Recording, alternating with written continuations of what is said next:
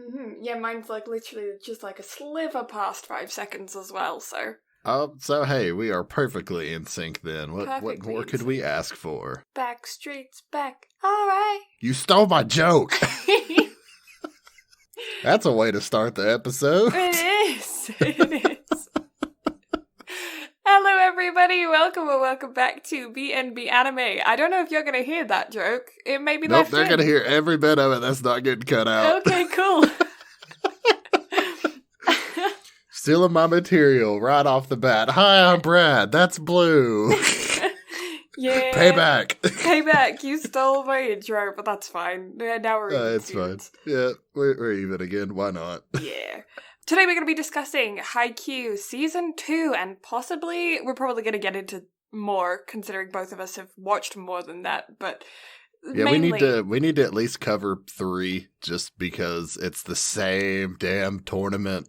Yes, yeah, so, but yeah, the idea was to focus on Season 2, but then we both watched Season 2, and then we watched Season 3, and then I watched Season 4.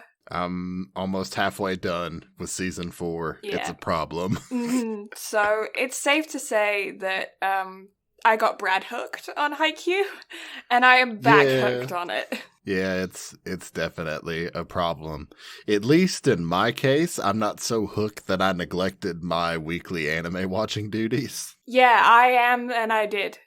It's fine. I can't give you too much shit, except for little Amelia. Oh my god, ReZero this week, man. Yeah, you sent me that picture of her. She looks so freaking cute with her pudgy little face. And her, like, she's so snippy. Mm-hmm. Like, so adorable. Little Amelia is much better than Big Amelia, hands down. So now we just have to get that personality back. Yes. Okay, question. Okay. Baby Nezuko, Little Amelia. God damn it. That's not a question that's allowed to be asked, because they're both adorable in their own right. Nezuko is just little and adorable and says nothing, but it's just absolutely adorable, whereas little Amelia is just so quick-witted and snippy and everything that you would expect a child to be. Mm-hmm. So I don't know. That's such a hard question. Well, yeah, let us know what you guys think about home. ReZero, Demon Slayer, who is your favorite chibi? Yeah, if you are up to date with ReZero, then let us know, because I guess it more depends on what you're looking for out of a character. For pure adorableness, Nezuko has to take it, but off of sheer personality, Amelia, hands down. Good to know. Good to know. Which sounds so weird, considering Amelia in the show is just very two-dimensional to an extent. Yeah, you've been team... Oh my god, I've forgotten her name. Rem? Yes, thank you. That joke is not okay. Migraine brain. You've been team Rem from, like, the get-go, pretty much. Yes, but that joke is not okay. We don't forget who Rim is. We don't forget. I'm sorry. I will, it's migraine brain. It's okay. I'll forgive it just this once. Yeah. So, yeah, for those of you guys at home that don't know, we were actually supposed to record yesterday, but I came down with a pretty dang bad migraine, and I'm still feeling the effects of it today. It's in the back of my neck, and it's gone all up the side of my head. It's not a fun... Ow, it just hit my elbow. Again, with the elbow. Oh, God. This is where I can't have an L-shaped desk, because then I'm facing one side of it, and then I have the other side of it to hit my elbow on. But you see, I have an L-shaped desk, and it's perfect, because since my recording booth is in the corner, I can just perfectly prop up on both ends, and it's so nice. Mm-hmm. It's so useful. I just damage my elbows. Yeah, that's understandable. You know what the bad part is about what I'm looking at getting with the electric desks? What? Is I'm looking at getting 2 of them, so I can keep the L shape. Mm-hmm. But then have the height change. Yeah, so that's gonna be interesting to see how I'm gonna pull that off. Yeah, I've never seen a L-shaped, like, what are they called? Elevator desks? What are those? I mean, they're just a standing desk. That's all they are. That's the word that I was looking for. But Yeah, they don't exist, so I'm making my own. I'm just buying 2, which is really expensive, and I don't recommend. But I can't give up the L shape because there's just so much room. So I'm gonna do that, and then just try to figure out how to make it work. Yeah, we need more innovation in standing desks. Yes, give me an L shape, even if it's expensive. I don't care. I don't think I've ever even seen like a corner desk for a standing desk. Like they're always just like regular rectangle desks.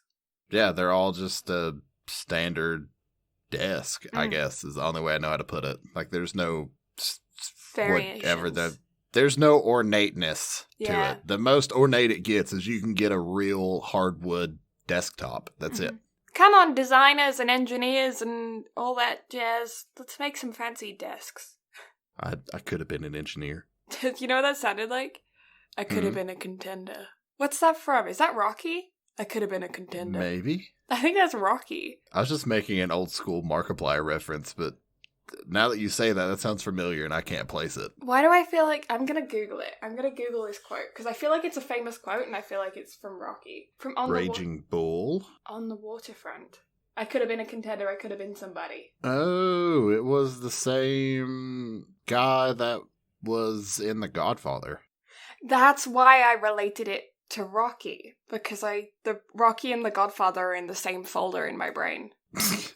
I don't know why they would be in the same I don't know folder. why either, but they're sharing a file in that filing cabinet. You know what? It's fine. Everything is fine. Sometimes my ADHD makes some odd connections, and that's one of them. Yeah, you know what? It's okay. I can see it. Mm-hmm. But yeah, what have you been up to this week?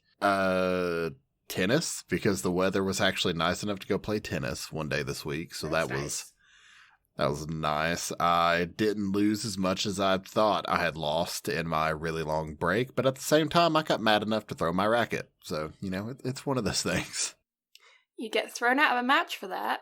I think Roger Federer did that and broke his racket and ended up getting booted out because tennis is a gentleman's sport. Ah, yes, we decide our duels by throwing gloves at one another. I shall bite my thumb at you.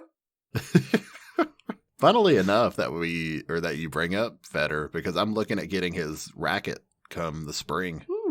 Because I got to demo it back during the fall, and I really like the weight of it. Mm-hmm. Because the tennis racket I'm using now is 310 grams. Mm-hmm. And his version of the racket is 340 unstrung. So by the time it's strung, it's probably closer to about 350, 355. Mm-hmm. And I just really like the weight on that. Now, granted, it feels like a club, but my serve with that racket is just spot on. Mm-hmm. So I'm gonna have to get one of those because it's a really nice racket. Nice. I was gonna go snowboarding this week, but that didn't happen. But I went snowboarding last week, so that's okay. I mean, hey, it's Canada, so you've got plenty of time to snowboard. Yeah. Yeah. You've got 7 months worth of snowboard out of the year. Yeah. Let me think. November, December, January, February, March, April, May time, I feel like they close. I don't know. Depends on where you go, because in Alberta, it's different than in BC, because BC has more of the Rockies, and so they can go longer because they get more snow. I don't know how Canada works. I don't really know how Canada works either. Such a cold country. It's been really warm this winter, though. We haven't had our -40 spike, and that's really, really bizarre. Then again, we've had a very mild winter as well. Yeah. Granted, it's been cold, but it hasn't been, bone-chilling cold during the day. Anyway, at night, it's been cold as shit. But yeah, during the day, it hasn't been too awful bad. But what about you? How's your week been? What have you gotten up to? I bought some watercolor paints. Ooh. Yeah, I haven't done watercolor since high school, so that was fun. But watercolor was the first kind of painting that I ever did. I feel like it's kind of all kids' first experience with painting, because you get those really cheap palettes from Crayola and work with those. I don't know. Mm-hmm. And so yeah, I had a go at that, and I'm not where I want to be with it, but I'm also not as bad as I was thinking I might be, so that's good. Mm-hmm. I'm excited to learn and practice and get better at watercolor. What else did I Which do? on that note, you've actually posted some more art update thingies on Instagram for the first time in ages. For the first time in ages, yeah. I've been building an art portfolio, and while doing that, I discovered some old stuff that I never posted, and I just, like, got more into art, because, you know, my wrist has been playing up a lot recently, but I have kind of, like, come to whilst I couldn't do art because I had my wrist braced and everything like that, I was, like, babying it to try and see if it would heal because of the cartilage damage.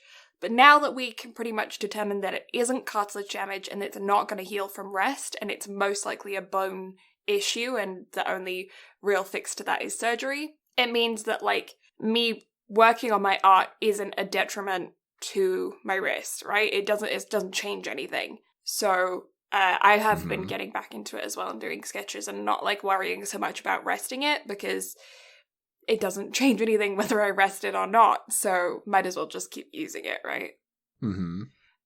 So I did that Rose sketch that I posted, and then I found an old Rose painting that I'd actually done on stream over the summer, and posted that one as well, because there were two roses, and I thought a comparison to them. And I prefer the shape of the sketch that I did, but I like the colour palette of the painting. But yeah, anyway, posted some stuff. Yeah, they're both phenomenal. Thank you. You're welcome. And what else? What else did I do? I spoke to some old friends for the first time in a while. That was nice. And yeah, I don't know, just worked. Worked, really. I mean, hey, sounds about like my life. I feel like I do nothing but work right now. Yeah. And then Haikyu is fucking consumed my life. That took up so much time. But it was good time, you know?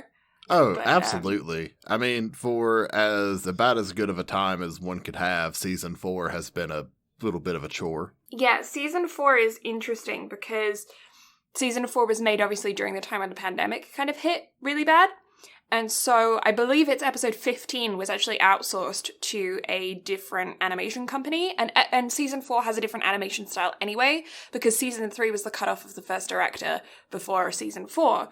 And then episode 15 has a very different animation style to the rest of the season. And you're still kind of, like, adjusting to the new animation style anyway, especially if you binged it. I think it would be easier if, like, there was a gap between Season 3 and Season 4 and you wouldn't notice. There is actually a 3.5-year gap between Season 3 and Season 4, because Season 4 started coming out last year. Yeah. Whereas Season 3 ended in December of 2016. So for people that watch them, like, Season 3 and then waited and then watch Season 4, I don't feel like you... Which is what I did, except I never watched Season 4. But I had gotten to Season 3, finished Season 3, and then never watched Season 4 because I was like, I'll get to it. You know me, I don't watch stuff week to week. Yeah, oh, how well I know. Yeah, and I'm really glad I watched it. Yeah, really glad I watched it now. But because I went back and watched the first 3 seasons, going into Season 4, it was kind of, like, jarring for the animation change, and then episode 15 was even more jarring on top of that. Yeah, but it goes back into episode 16. One thing I will say is that because the director formerly worked for Ghibli, you can see a little bit of that simplistic style in the character design and everything else around them. And not that it's a bad thing by any means, because they still keep the essence of the characters. It's just a little jarring to see the difference. However, they got rid of the line shading. Thank God. Yeah. Because that has been my biggest pet peeve throughout the whole show. But they got rid of it, so I'm content with life. Yeah, I don't know whether I prefer the original art or the new art. I like them both. Season 4 obviously took a lot of... I prefer the original. You prefer the original? I think... because the facial expressions were one of the first things that drew me to the anime, first of all, like, that just hits my humor. I have a special, like, hold over those first 3 seasons in the animation style because that just really hit my sense of humor. But when I was watching Season 4 and, like, towards the end of Season 4, the new animation style had really grown on me.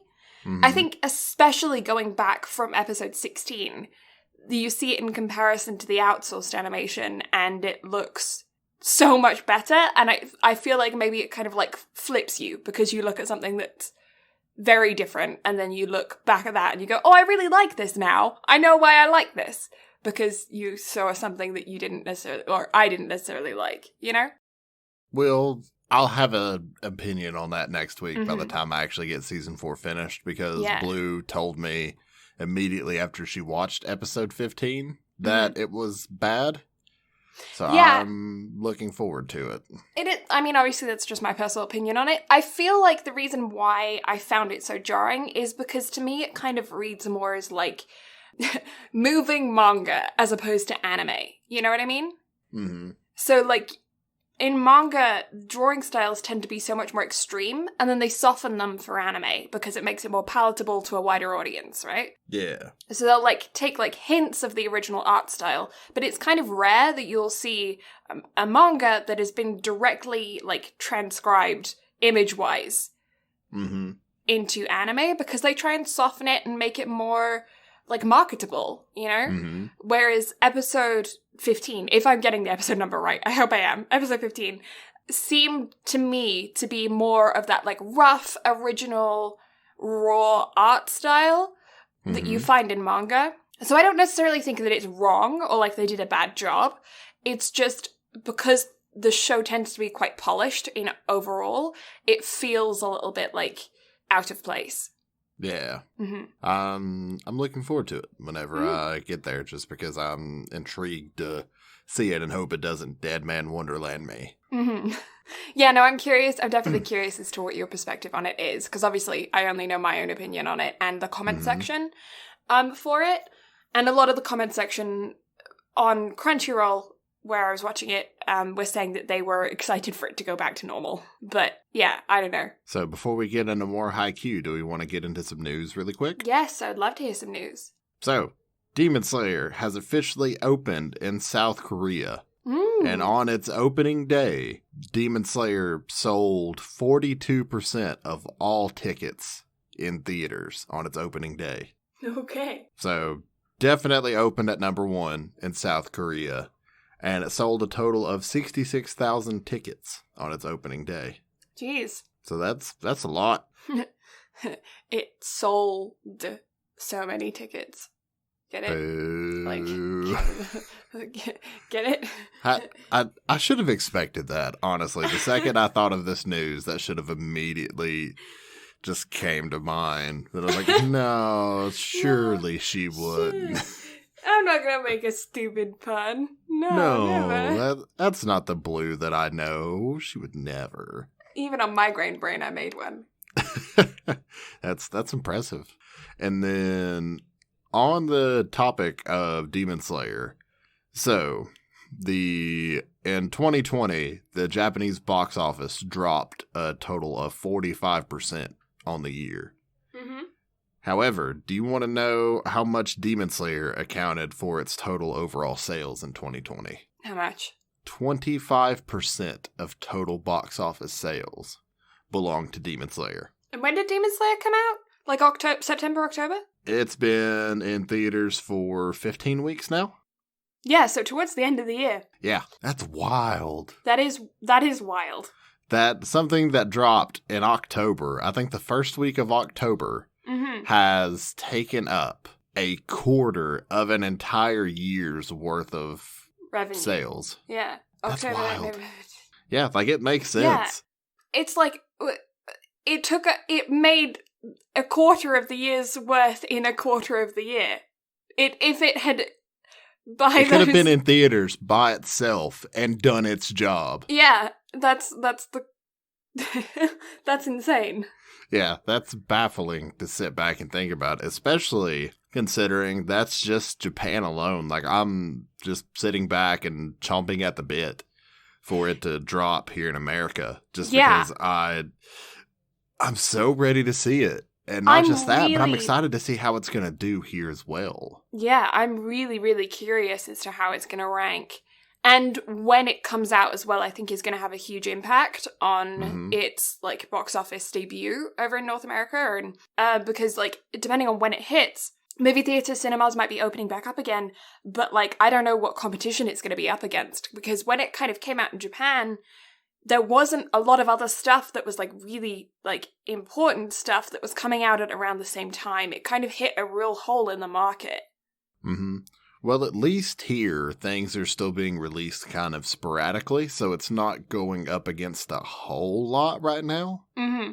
Considering a lot of Disney's stuff, they've moved to Disney Plus. A lot of Warner Brothers stuff, like Wonder Woman 84, they moved directly to HBO. So there's a lot of variables of people just kind of moving them to streaming services. Mm-hmm. So I guess we'll kind of see what the market looks like whenever things start to open up a little bit more. Yeah. But Monster Hunter, the film adaptation of the video game, has been open in theaters, and there's been a few other things kind of open up in the meantime. So as things kind of continue to progress and vaccines become more of a thing and life kind of slowly starts to, come back a little bit, I'm curious to see kind of how the landscape changes as far as cinemas go, because it's going to be interesting to see if things that got pushed back to streaming services like Mulan and Wonder Woman and other things, if they're actually going to get a theatrical release or if they're just going to leave them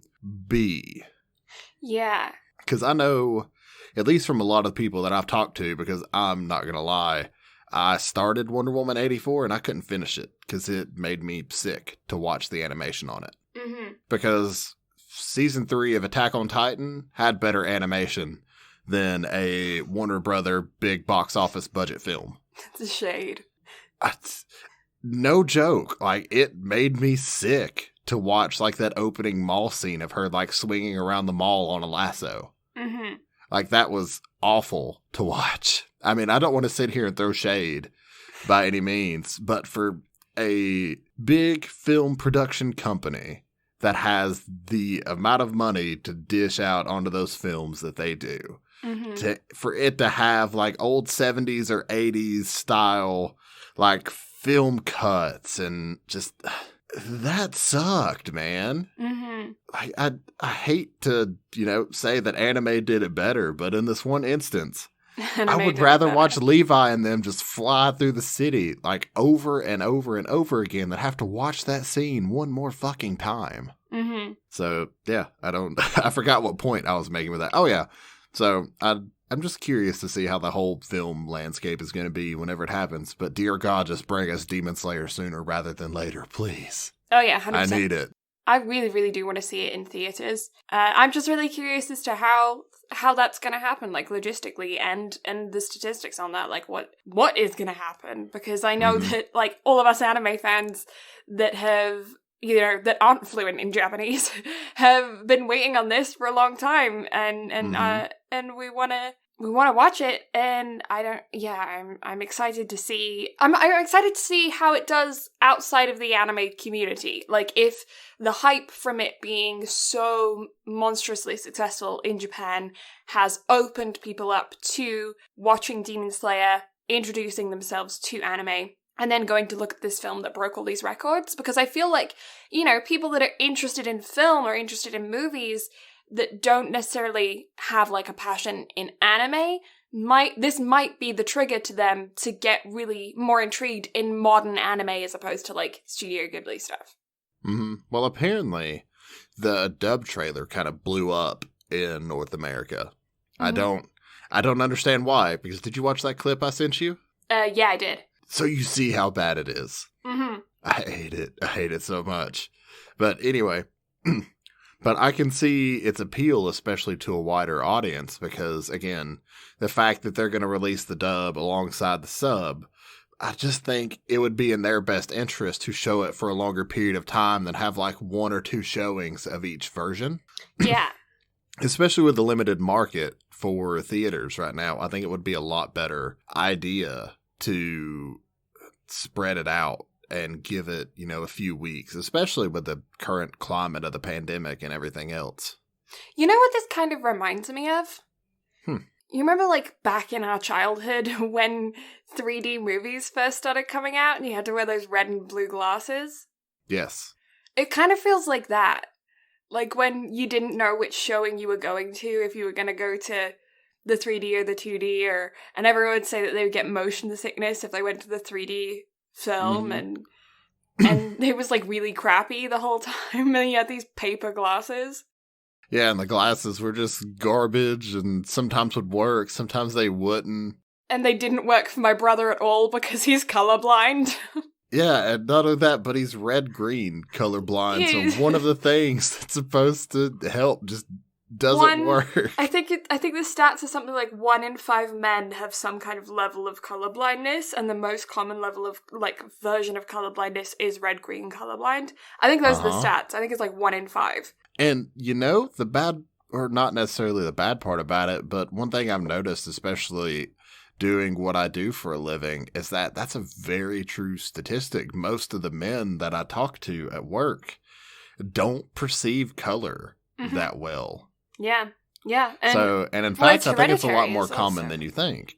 It's way common. I think it's 1 in 5 in men and 1 in 15 in women. If I can remember correctly, have some kind of, like, scale of colorblindness. My brother is incredibly colorblind, so it's, like, he's not just red-green colorblind, he has some other levels of colorblind on top of it, but he's very red-green colorblind. But, like, I know so many people that I'm like, oh yeah, my brother's colorblind, and they're like, oh, my dad's colorblind, oh, my uncle's colorblind, like, oh, you know, and it runs in families, like, it's hereditary, so, you know, if there's, plenty of chance that if you know somebody's colorblind, they have multiple people in their family line that are colorblind to some extent. And it's like with that statistic in women as well, I can understand that as well. Because women typically have a better color observation than men do. Like, they have the ability to see more shades and perceive different undertones in colors. So it's always fascinated me to talk with a lot of people that I do at work with picking out colors, just to see how they perceive it and how they might perceive it differently than I do.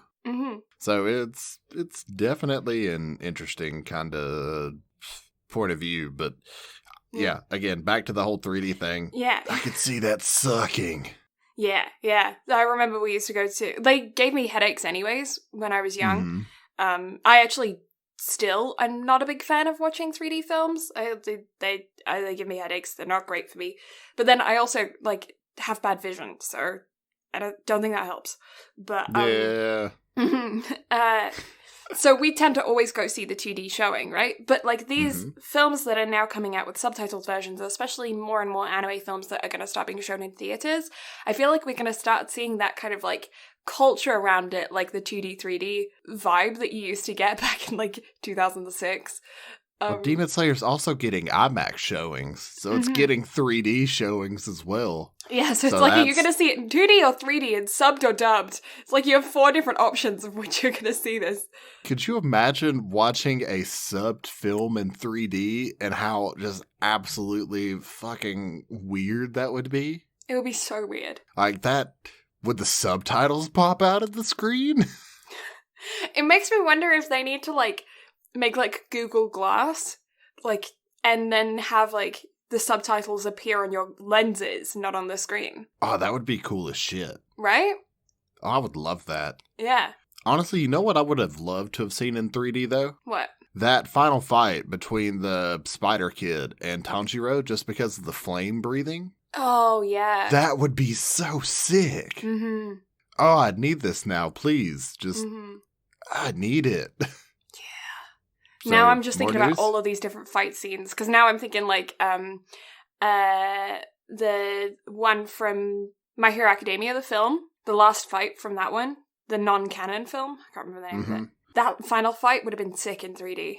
So, you know, it'd be even better. So, are you at least through season 3 of My Hero?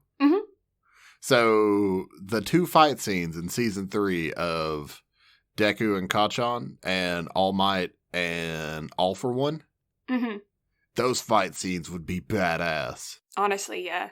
But especially the fight between Deku and Kachan, just because the animation on that was already just stunning as it is. Especially with, like, Deku's shoot-style electricity. Like, that would be sick. Even just, like, the scenes of, like, what's her name? Uraraka? Is that it? Yeah. Yeah. Her just, like, levitating, like, the bricks in those 2 OVAs, where she's, like, levitating a bunch of bricks because they're in that collapsed building. even that in 3D would just be cool to see. Oh yeah, that would be awesome. Yeah. Just the amount of stuff that we want in 3D now just because of anime and it being badass the way that it is. Right? Oh, just the entirety of Dragon Ball. Could you imagine it with like the, what's that thing? You know, where you put the goggles on and then you're in it? Oh, VR? Yeah. Thank you. That'd be cool. Right? Yeah, anime in VR. I've honestly contemplated getting a VR setup here lately just because, for one, quarantine workouts would be awesome. Mm-hmm. Especially playing Beat Saber. Could you imagine how fit you could get just, like, slashing the shit out of some anime beats? Yeah. I wonder if totally be down for that. Does UFC have, like, a VR version of their games? I don't think so, because, but they should. They should, right? That would be sick. Well, I know they have, like, VR boxing games. Mm-hmm. And stuff like that. I guess you can't really grab UFC should definitely.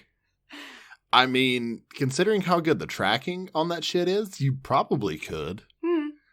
So if you want to see something hilarious, by the way, go look up the new Hitman game in VR.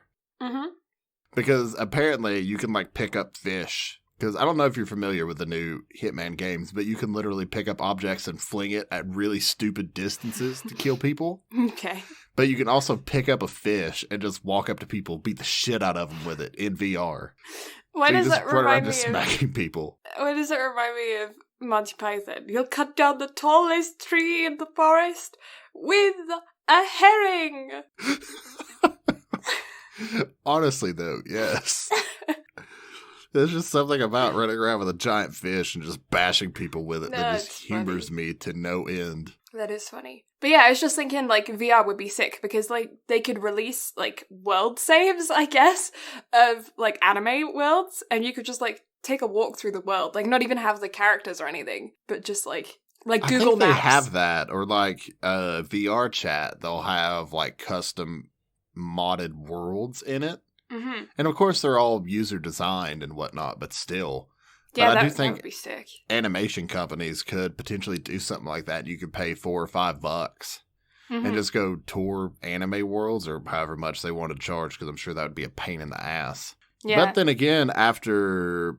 Fuck, I lost my train of thought. Anyway, with chit-chatting and seeing how animation on those shows are done, especially Demon Slayer, with the way that it's done... Honestly, I don't think it would be that hard because the way that the world is created and it's like made in a 3D cube. Mm-hmm. So I think it would be possible and probably wouldn't take too much extra time. Yeah, because I was just thinking of like ReZero, and I think that would be really sick to just have like the townspeople in their kind of magical garbs just like walking around, and you can just hop from location to location and just, like, walk around the villages, you know, see, like, the small characters you don't really remember, like the baker at the beginning, or was he a baker or just selling gross, the like, apple lettuce? Man? Yeah, Alice. Lettuces and apples combined in my head to make Alice's.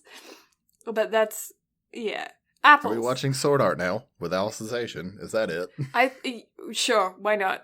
But even, like, I mean... Some, like, Sword Art Online, go through that world with a VR headset is very, meta.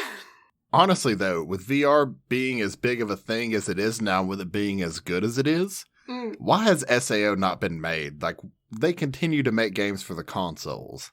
Yeah. And whatnot, so why haven't they made one for VR yet? Mm-hmm.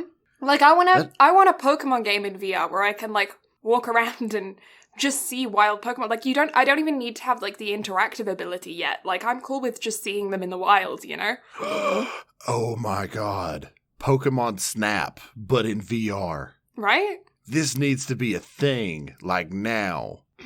And honestly, I'm mainly just thinking about that because Pokemon Snap is coming out at the end of March, I think. And I'm so excited because Pokemon Snap is my fucking childhood. I absolutely love every minute of it. And you know who else is a massive fan of Pokemon Snap? Who? Your hairdresser. I thought you were going to say Janessa. Oh, yeah. Like, massive fan. Whenever Pixel sent me the trailer for it, I immediately had to send it to her so we could gush over it. We talked about Pokemon a lot being in the chair when I sit there and chat with her. We talk about Pokemon a lot because like we had kind of similar but also different experiences to Pokemon growing up. I remember when Pokemon Go came out and we were both just sitting there and just like catching Pokemon while she was doing my hair. That was funny. Because like I went from like my brother had the games and he collected Pokemon cards, and then whatever cards he didn't want, he gave to me. So I had like boxes of like energy and like Rattatas and like it's like basic stuff, you know? My brother was like, look at this shiny, and my aunt would, whenever she would go to Japan for the summer, she would bring us back like little things, and she would bring him quite often back Pokemon packs, like card packs.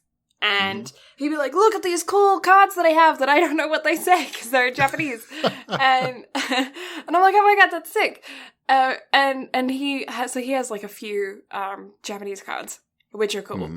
But so he always kept those, and I was like, one day. And he had like the binder with the sleeves, and his looked so official, and mine was in like a Polly Pocket box. And I'm like, these are my cards. That's funny. Yeah. I remember that. So yeah, we kind of had different experiences. Like, any Pokemon game I played, I just had one save on my brother's game. So like Pokemon Ruby and Silver and stuff. And I only got the games, like, when a new one would come out, he would give me the old one. So when he was playing Ruby and Sapphire, I was playing Silver. Like, that's... Yeah. Big brothers, you know? Oh yeah, but I mean, hey, at least the hand-me-downs work. Yeah, they did work. And I was just so pleased because I got the same Game Boy Advance that he did, so we both had purple Game Boy Advances. And I was like, this is amazing, I have the same Game Boy Advance as my brother. And then my mum was like, here, have a dress design game, which I loved. Don't get me wrong, I loved the dress design game. But I was like, but I also want Pokemon. She was like, you get one. And George already has Pokemon, so have this one and steal a game from your brother. And he's like, no, it's my game. I remember the transition from the Game Boy Advance to the Game Boy Advance SP or SD or whatever the hell it was, to where it actually had a backlight, to where you didn't have to have that fucking foldable light to where you could play in the dark. Yeah, we skipped. God, that makes me feel old, right? Talking about that all of a sudden. Jesus Christ. I had the original Game Boy that didn't even have fucking color. So that's oh man. Yeah, my cousin had a Game Boy Color that was Japanese. Like, she got it from Japan. And all of her games were in Japanese. And I remember, like, watching her play games and just being like, I don't understand what's going on at all. but I'm enjoying it. But yeah, my brother went from Game Boy Advance to a DS. And I went from a Game Boy Advance to a DS Lite. So we didn't have any in-between consoles. I still have them both. And then my brother when we emigrated, we got a Wii because we were like, it's the new console, it is cool. And ours was black, and I remember thinking that was so cool because everyone else had a white Wii and we had a black one. And then we went to a garage sale and we got a PS2 for $5. We were like, score, 2 controllers. Oh, that's a fucking steal. It was a steal. I would kill to find a PS2 right now for $5. Yeah, it was 5 Canadian dollars as well, so that's even cheaper. No, more expensive. What is it? More expensive. Slightly more expensive. So it's like $7 American dollars. No, I think it's... Right? Yeah, it is. No, I think it's cheaper. I think y'all's currency is worth less than ours. It's worse. Your currency is worse. You get what I'm trying to say. Whenever new games come out for us, they're 60, and whenever they come out for y'all, they're 80. Oh, that makes sense. Yeah, that does make sense. You're right. I was doing it the wrong way around. Yeah. So it'd be like $3 for us, or $4, whatever. Yeah. Yeah. And it came with 2 controls. I'm assuming what happened was some teenage kid got himself in trouble, and those parents were like, "We're selling your old console as punishment." I guess that's my assumption. Not only that, but they're selling it way below value just for shits and giggles. That's the only thing I can think of. Or, I mean, during that time, it was when the oil fields out here in Alberta was really booming and people were making way too much money. So it might have just been that they didn't give a shit. Yeah, they could have got a PS3 and be like, all right, fuck it. Yeah. Yeah. So yeah, we got that. And I remember we got GarageBand on it. And I just did that for like forever. Oh man, like Guitar Hero was my shit. Yeah. So speaking of games, are you familiar with the current stock market climate over here right now? Yeah, with the whole GameStop Robin Hood fiasco. Yeah, that's a tasty bit of news. It's a situation. Oh man, that's been interesting to watch all that shit unfold. My 100%. Lord, how much has happened since the last time we sat down and record. Oh, yeah. Jesus. Yeah. Just the whole, like, eat the rich mentality. So, for those that have been living under a rock, so about a week ago, it was leaked, or someone on Reddit found out that the hedge fund brokers on Wall Street were short selling GameStop stock. So the people on Reddit banded together and decided to just start buying the absolute shit out of GameStop stock. Yeah, it went from like 40 to like 470 in like 3 days or something stupid. Yeah, not even 40, it was 20. So ordinary people became millionaires overnight. And not only did they become millionaires overnight, but those hedge funds lost billions of dollars because of that. That's how bad they were short selling it. And so it got to the point to where Robinhood, which was a free app that promoted by a lot of YouTubers as well. Like Philip DeFranco was sponsored by them for a long time. He's since said that he wants nothing to do with them anymore. It was a kind of like the common people app, hence the name Robin Hood. I mean, it was all about taking from the rich and giving to the poor, right? Yeah, because you could buy any stock you wanted, you could invest money in it, and they would kind of take your money and spread it out. And it was like small amounts of money as opposed to like needing thousands of dollars to invest in the stock market. You could do it with like $10. Yeah, like my cousin put in $100, and I think he had like within a year it had like grown to like $250 or something like that. Yeah. So you didn't have to do a lot with it. And what Robinhood ended up doing is, for one, they stopped allowing people to buy GameStop shares with it. And not only that, but they were also selling people's shares without their permission. So, I mean, the people were still getting the money, but they weren't actually selling the stock. So, therefore, they were trying to deflate the stock number on it and get it to drop. And so everything went to shit after that. The second that they issued the stop sale on GameStop stocks, the people immediately filed a class action lawsuit against them. And then now the whole stock market world is burning. Yeah, it's very interesting to watch as someone who doesn't, I don't really know much about it, to be honest. Like, before this circumstance, I've never really been too interested in stocks. But it's very, very interesting to watch, and I feel like a lot of people recently have learnt a lot about the stock market. But yeah, like, the whole thing about it really is just, like, this level of betrayal I think a lot of people feel towards Robinhood specifically, but they weren't the only ones to do it. A lot of other companies followed suit after Robinhood did so. It's just that Robinhood was the biggest and they did it first. Allegedly. And then not only that, but whereas it's typically been the regular people that have called for like stock market regulations, to where now it's not the regular people that are calling for the regulations, it's the hedge fund people. Yeah. And all of the actual Wall Street people, they're like, this needs to be regulated. This is bullshit, blah, blah, blah. Like, no, it's not. Yeah. Like, y'all got played like fools. Yeah, and they're saying now that it's a big deal that, like, people banded together on Reddit to do it, and they're saying that they, like, collaborated, but they didn't really, like, still individual people making their own choices. It was just, like, nobody. It wasn't like a corporate entity just pulled together a shit ton of money and was exactly. like, all right, let's do this. No, it was normal people that decided to take their stimulus money and back a company that honestly could use it, because I think GameStop was going bankrupt. Mm-hmm. And I mean, it's no different really to what the other people were doing to GameStop in the first place. Just like they were banding together with their people. People on Reddit were banding together with their people, And are you familiar with what short selling is? Yeah, it's when you buy it to get rid of it really quick or something, right? Or it's like you technically borrow the stock. Right, yeah. And then you sell it. And then once you sell it, whenever it's time to return the stock price, the stock price, since you've sold it, has dropped. So instead of, you borrow it at $10, you sell it at $10, it drops back to $5, then you just have to pay $5 back, immediate $5 profit. Yeah. So that's essentially what they were doing. And so the people just immediately just jacked up the price from $20 a share. So then they had to pay it back. $400 a share. Yeah, they then So not only did they have to pay back what would have been probably $10, they ended up having to pay back like $450 per share. So if they did that on millions of shares, they were losing a shit ton of money. Yeah, they lost literal billions of dollars. Yeah.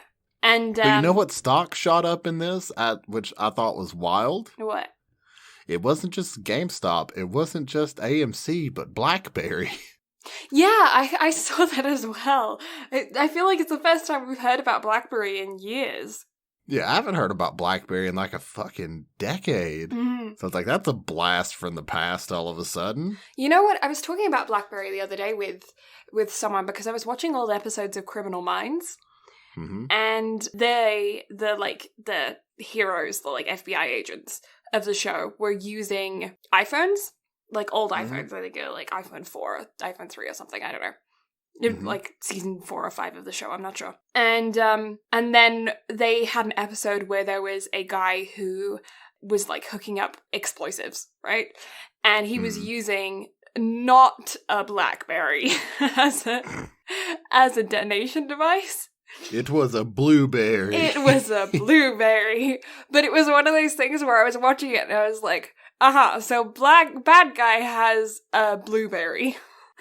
Good guys are using actual branded iPhones. I was like, that's some marketing right there. That's very funny. Because the point was, and I was talking to this person and they were saying, the point was that BlackBerry had been used, but like Obama had used BlackBerry because the FBI, CIA, whoever had deemed iPhones too easily accessible by like hackers and stuff. So Obama and like other like high-ranking people in American politics were using BlackBerry phones, and it was like really good advertising for BlackBerry at the time. But, and this is all theory and speculation, okay? Please don't sue us. But iPhone then used that as their marketing to be like, well, if you're using a BlackBerry, you've clearly got something to hide. And that's how they spun it in their marketing.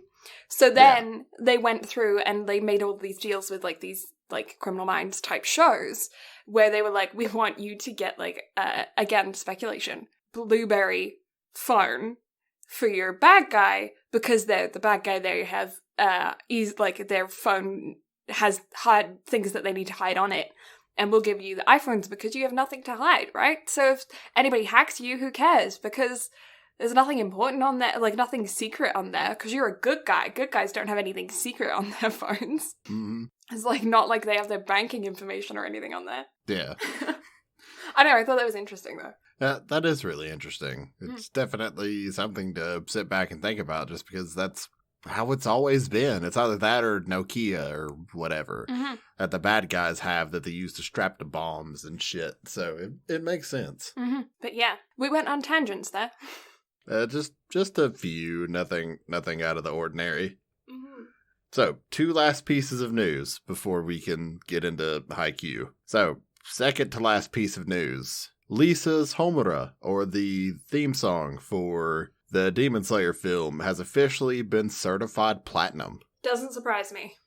No, I'm not surprised either. The way that Gurenge and Homura is just absolutely blown up for her, and she's become like one of the biggest artists in the world throughout 2020. I'm not surprised at all. Yeah, I'm going to be interested to see how her music that isn't associated with Demon Slayer charts. You know, I'm interested in that as well, just because she does a lot more anime OPs than one would think. Mm-hmm. So I'm curious just to see how well they would do outside of that as well. Mm-hmm. And one last piece of news. Ooh. So Fruits Basket has revealed its final trailer and teaser visual for its final season, and not only that, but its release date, which is set for April.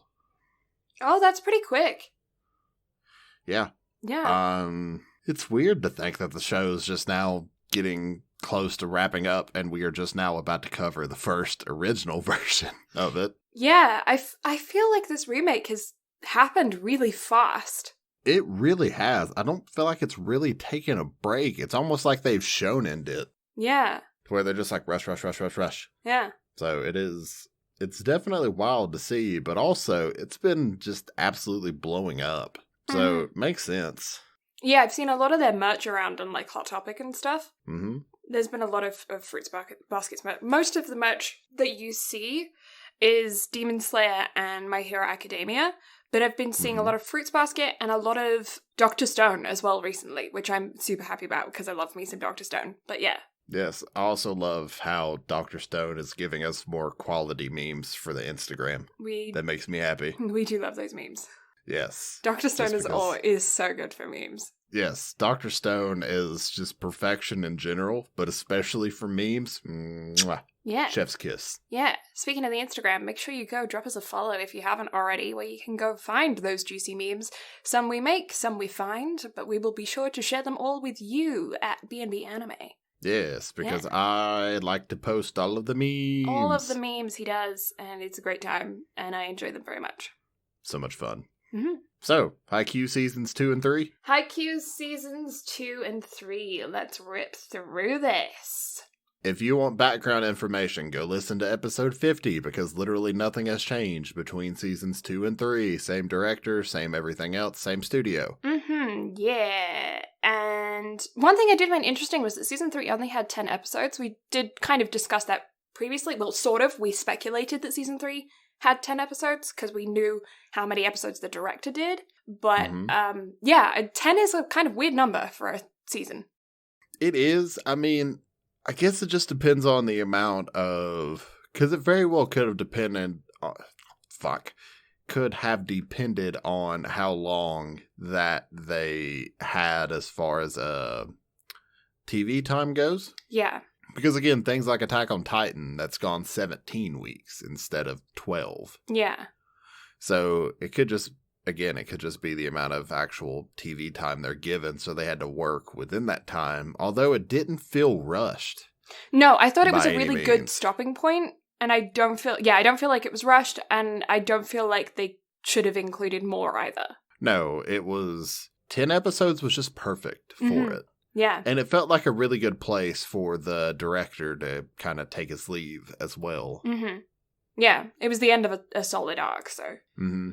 Okay, so starting off at the beginning of season 2, I suppose we'll check on those spoiler chicken hats first. Yeah, spoiler chicken hats. Speaking of spoiler chickens, the fucking mid-card thing for Haikyu season 4 was excellent. Yeah.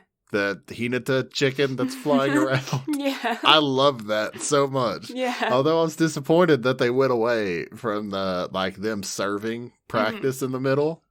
I'm pleased with it. I couldn't be any happier with that change. A little bird with his hair on top. Yeah, that's and just that look. It's 100% Hinata. Anyway, yeah, it's great. 2.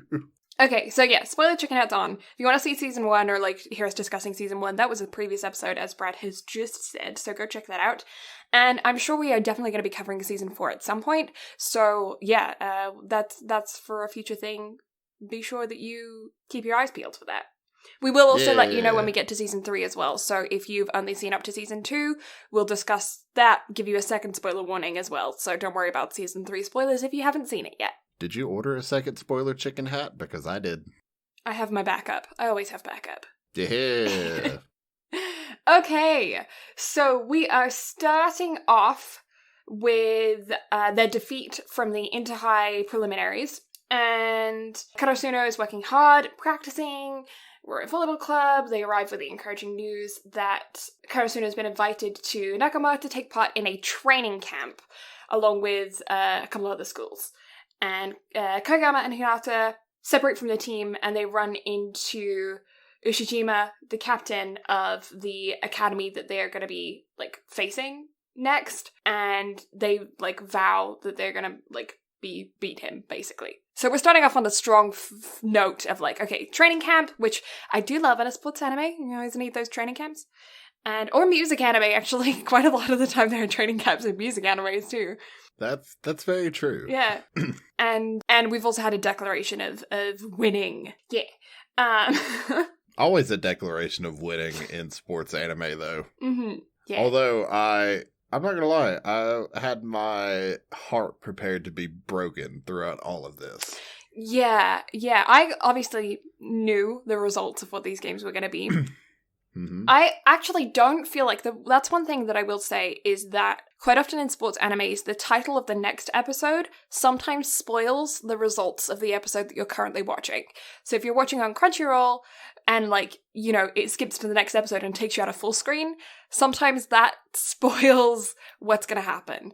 I feel like they did well in Haikyu for not letting the title of the following episodes spoil the episode that you're currently on. Not only that, but even with the descriptions as Mm-hmm. well, it's like a very broad description. Yeah.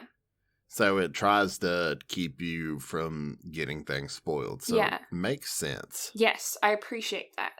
So yeah, we are trying to go to a training camp, but Hinata and Kageyama have to pass their final exams because of being big stupid. I really liked the fact that Kageyama is also not book smart, because I feel like his character is kind of, like, you get the impression that he should be book smart. Oh yeah, 100% should be. Yeah. And yet he's right in there with the libero and the other wing spiker, and it's hilarious. Yes. Yeah, it makes me laugh a lot that the four of them are, and, like, the fact that everyone else is just like, you're so stupid. Like, you're this, and that scene where Asahi was like, hey Kageyama, look at these, like, hand signals. It's like, and he does them all, and Kageyama's like, I know exactly all the answers to all of those.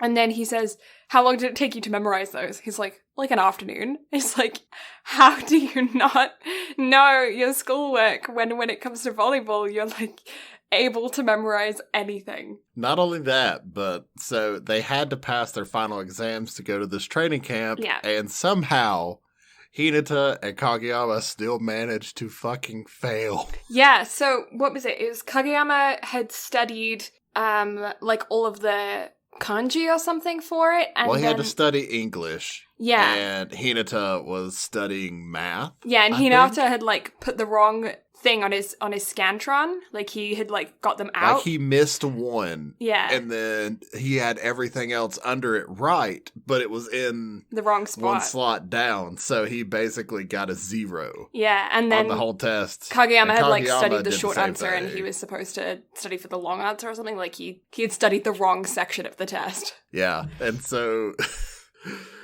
so everyone else went, and they had to make a makeup exam, and yet they passed the makeup exam with somewhat flying colors. I guess we never saw the results, but then they go back to, doing shit, so who's to say?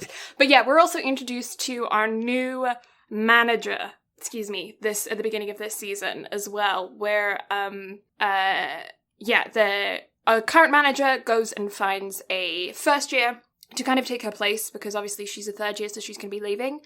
And she didn't want to leave it to the very end of the year when they're going to be recruiting new members, because she was like, I kind of want a manager to be established already. So she goes around and recruits a manager, and she ends up tutoring the two boys. And she's really cute. I like her a lot. Oh, 100%. She's a really good fit for the team. Yeah, she's just as crazy as all of them, but also doesn't, like, draw too much attention from the main characters of the team. Yeah, she's very timid, so she's not as outlandish as everyone else on the team, but it's good because it kind of, offsets everything. And as a manager, she shouldn't be the focal point out of everything. She's just there to support. Yeah, and I really like her and Hinata's friendship and the fact that they continued the fact that he's, like, so outgoing and bubbly and stuff and can just, like, be friends with anyone. And I like how they kept up that characteristic with him being the one who, like, gets really close to her. And there's nothing really romantic about it. And I feel like a lot of shows would have taken it in that direction. But Haikyu kind of left it as no, he's just really personable and she's shy. And so he's, like, a bubbly person and is her gateway into getting to know the rest of the team. Not only that, but Hinata's not getting a girlfriend. No. He can't get volleyball out of his brain. No, There's no way he's getting a girlfriend. He is dating the sport. That is the thing. But, like, her infatuation lies completely with the current third-year manager. And I actually really like that she's focused on her job. Hinata's focused on his job. The two of them get along really well. Yeah. Yeah. So, they managed to get to the training camp, scooting in last minute. And they have a bunch of practice matches, stuff like that. Yachi. And they got their ass absolutely handed to them. Yes. While Hinata and Kageyama weren't there. Yeah. And even when they were there, they still weren't winning because they were trying a bunch of new techniques and none of them were really where they needed them to be.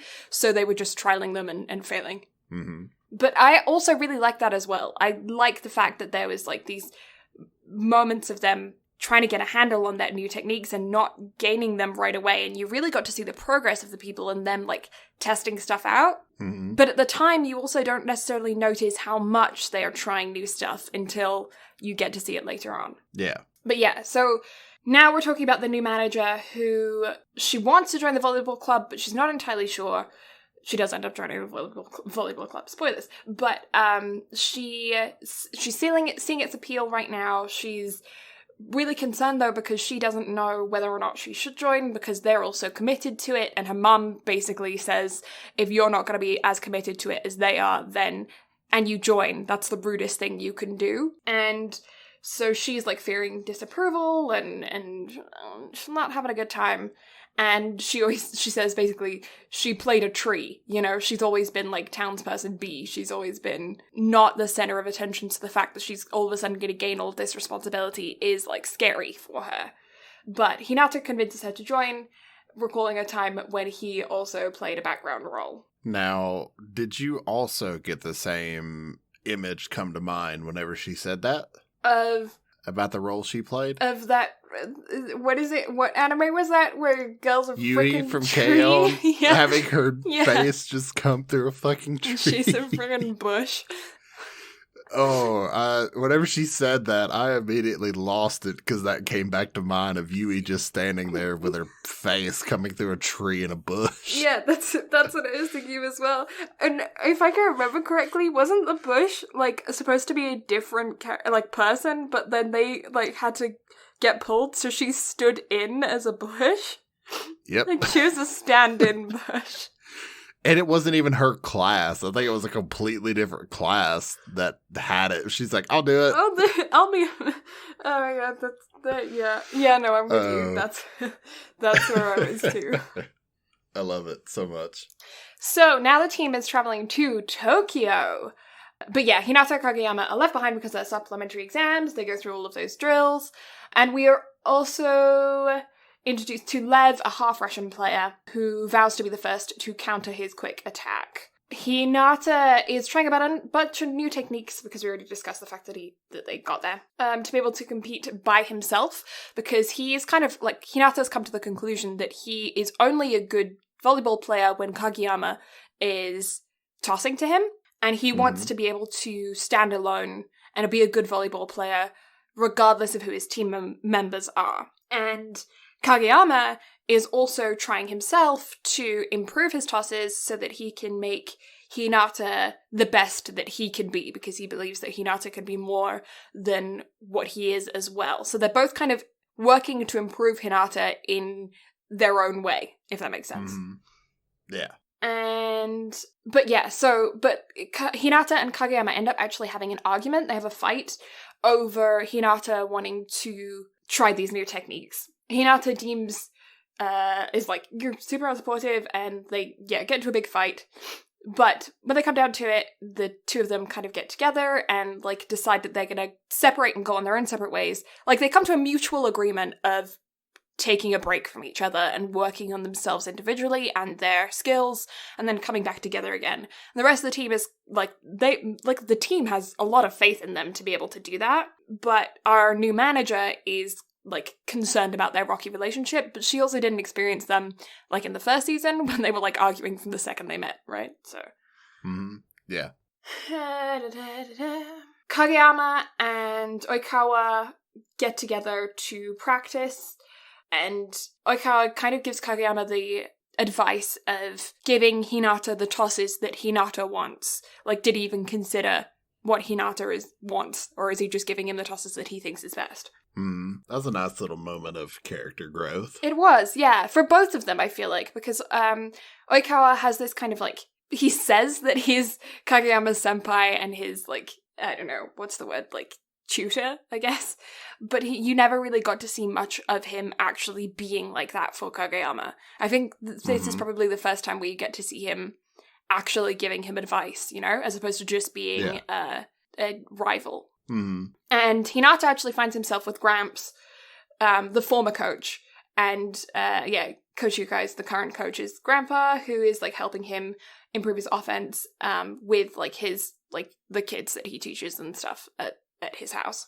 Then they go to a new training camp, more training camps. We do love those training camps. And Hinata is noticing that Kageyama has changed up his tosses. He's now doing tosses where he's trying to stop the rotation while they're in air. So they pause for a second before they fall, as opposed to tosses that continue their arc, if that makes sense. Instead of being a rainbow, they're a fishing rod, right? I think so. Yeah. If that makes sense. Yes, it does. Good. And Asahi is also working on his jump serves. Noya is practicing his jump tosses because he doesn't just want to be, he saw someone who was a libero who had previously been a setter, and he was like, oh, that's cool that he can do both. And he's decided to pick that up and try and do more with that. And all of the others are also trying to practice synchro attacks, and the whole team is just really trying to work on individual skills, which we love, team development. Oh, yeah. Tsukishima believes that he shouldn't be putting in as much effort as the rest of the guys, and he's not going to be worrying about training like everybody else does, because his brother trained a butt ton, his older brother trained a butt ton when he was in, elementary or middle school or something, and then when he went to the game, he actually finds out that his brother wasn't even on the team, he was benched the whole time, because no matter how hard he trained, he wasn't as good as the people that were on the court, because he happened to go to school at the same time as the little giant who is Hinata's idol. That episode was sad. It was really sad. But again, you get an episode like that because you know that you're about to get growth out of Tsukishima. Yes, and I really appreciated that episode of Tsukishima's growth, because he's kind of he was a very one-dimensional asshole up until this point. Oh yeah, and then you finally get to see the backstory as to why he is the way that he is and why he doesn't care. So it makes sense.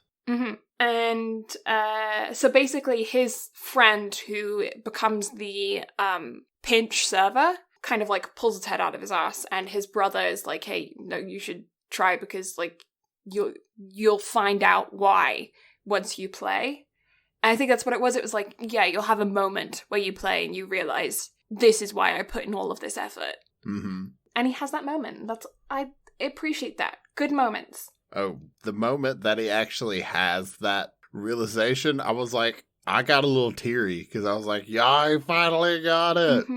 He finally has a reason to love volleyball. Yeah. Yeah, and it's actually really cool, because he kind of fit a niche in the team that nobody else was kind of there for, because all the other team had the members of the team had their specialties, and they just blocked because they were big people, whereas he at this point was oh no, I'm going to be a blocker, that is going to be my specialty. And I was that's cool, we like to see that. So then Karasuno and Nekomawa have a practice match, and and Kageyama tosses the ball the way he used to when Hinata's eyes were closed, and so the two of them have another fight, and Hinata's like, hey, what are you doing running away from this new toss that you've been practicing? But yeah, this causes Hinata to then join Tsukishima's practice with all of the other, like, top members of different other teams, and they end up having a 3-on-3 match where Hinata learns, like, cool new moves. Basically, he just, like, rips their brains of ideas that he then uses throughout, like, the next 2 seasons. That's kind of an important 3-on-3 match that you don't think it's really gonna be, but it ends up being pretty important. Mm-hmm. Because, he just picks their brains so much throughout that time. Mm-hmm. I just love the camaraderie with everyone during this training camp. Yeah, 100%. And you really get they're all rivals, but they don't care. Yeah. Yeah, they just want to help each other learn and try out new techniques on each other. And it's really where you get to see, like, a bunch of people that are really good at what they do coming together and being excited about what it is that they do. Mm-hmm. And it's one of those to where you get to see how they all... Where is my brain going? Or it's just, like, more of a realistic take, because if something like this were to happen in real life, then, yeah, everyone would be coming together and trying to help each other out, even though they're rivals. So it was definitely good to see realism in, like, a sports anime. 100%, yeah. And it's really nice that you get to see the progression of Karasuno over this training camp, and especially in the last episode of this training camp, the last game, where you get to see all of the things that they were trialing start coming together, and, like, all of those times where they had to do the drills as punishment because they lost the sets, they're finally, like, all of the stuff that they were working on so much all that time, you get to see it, like, click for them, and they have that moment of, like, okay, yeah, this is working now, all the effort we put in is working. And then all of the other teams that are at the training camp are now looking at them and being like, oh, I get it now, they have leveled up so much throughout this time period. Mm. I don't know, it was cool to see them gain respect from other people, especially considering, like, this whole time they've just been, like, underdogs, and you really get to see them throughout this training camp being on the same level, or, like, working themselves to the same level as these other people who are, like, these other teams who are national level teams. And I love how they reference them losing all of these practice matches in these 2 training camps in season 4, whenever they lost those practice games and they had to do the diving laps. Mm-hmm. They're like, sometimes I even want to do these when I win. Yeah, just so like, oh. I was like, I love that. I forgot I didn't have to do those. Yeah. So, they have some barbecue. We do love some barbecue. That was a good filler episode. We do love barbecue episodes. So we're also introduced to some big characters who you can tell are going to be big rivals in the future. Like Bokuto, who is very interesting because when he gets dejected, he gets dejected real easy. He's like with it, and then a girl wasn't looking in his direction and he's not with it. Or he didn't eat the right breakfast and he's not with it. I don't know, stupid small things, and it makes me laugh a lot. He's a good character. Mm-hmm. Yeah. And so, yeah, they have practice games, winning a match, final point, cool, fun time. Barbecue, all caught up. Let the matches begin. Karasuno's first opponents for the preliminaries are already, they're going along, playing the games. The former coach comes to watch Karasuno play, which I really enjoyed. I liked seeing him watch. And the general public are also, like, changing their perception of them, which is cool. Mm-hmm. We do like to see that. Yeah. And of course, Hinata bumps into another scary person in the bathroom, because he does. And, he has another declaration of they're gonna win, basically. But yeah, their first game goes pretty smoothly. Mm-hmm. But still, Haikyu does the thing where they make you feel bad for the opponents, even if you've only just met them that episode. Mm-hmm. Because they're like, this dude's a dick, but then you see why he's a dick, and it's like, okay, I can start to relate with you, so I kind of don't want you to lose, but you're going to lose, because otherwise the story ends here. Yeah, and But the further they get into this tournament, the more you're like, oh fuck, they're going to lose at some point. Yeah, it's really scary watching them go through the tournament, because the opponents that they face become opponents that have appeared throughout the show up until this point. Mm-hmm. And when that happens, because they're previously... Like, I feel like when you're watching it, if it's an opponent that has just appeared that episode, you could pretty decently confidently say that they're going to win. Or at least that's my interpretation when I was watching it. I was like, okay, well, we just met them, so they're going to win this one. Yeah, that's... Other than the first time that they faced Alba Josai, that's essentially how it went. But then as they progress through the tournament, they've already lost to Alba Josai twice. And I mean, like, handily kind of lost their ass to them. Yeah. So facing them this time, you're like, fuck, here comes a third. And the other word that you said that it's Seijo, isn't it? Seijo? That's the other... Yeah, like how they're, like, constantly referred to as either or. It's either Alba Josai or Seijo, and I don't understand why. Yeah, last episode I remember you asking me about that, and I was like, I don't know, and then I watched it again, and I was like, oh yeah, it's Seijo. Yeah, I'm not sure why either. The reason, like, Ushiwaka, the reason why they changed his name around makes sense, is because it's his first name and last name put together. So I get why Ushiwaka is his actual nickname. Whereas with fucking Seijo and Alba Josai, I don't know. Nothing about that makes sense. Yeah, it makes me wonder if it's like the school that they go to is Seijo, but the Alba Josai, but they have a team name, which is Seijo. Or it's like their like little mini prefecture, maybe? Maybe, I don't know. I'm not entirely sure. I don't know either. But doesn't make sense. Yeah, they're talking about the same team. But yeah, so they pretty quickly skimmed through the first game during that time. But then they go against a team who has a player that is 201 centimeters tall. How tall is that in feet? Do you know?